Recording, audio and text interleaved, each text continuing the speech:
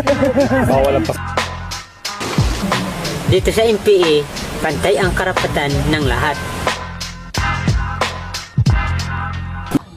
Ako po si Cabernet, dating NPA. Ang karanasan ko po dyan, hindi pantay ang karapatan.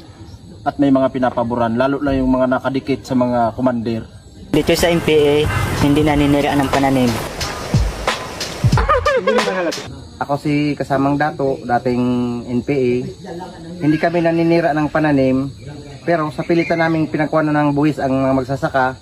At kung hindi magbigay, binibigyan namin ng parusa at kinukumpiska namin yung produkto nila. Dito sa NPA, ginagalang ang kababaihan. Ako si Kasamang Kakris, dating miyembro ng CPP-NPA.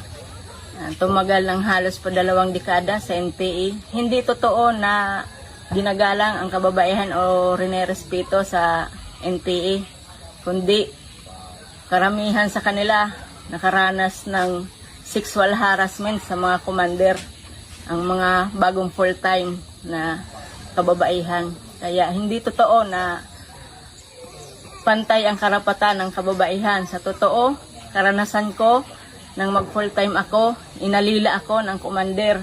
Ginawa akong labandera para bantay ng mga anak nila. Kaya hindi totoo na pantay ang karapatan ng kababaihan. Sa NPA, tinatayo ang tunay na gobyerno ng mamamayan. Ako po si Kamagurang, bistado niya ako intiro.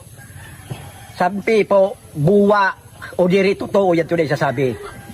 Nira, ang totoong paggugobyerno o yasa, insasabi nilang reaksyonaryo. Kay naranasan ko tabi, san ako yanas gobyerno, ang gabos, nakarapatan, asin demokrasya, hindi ko po naranasan.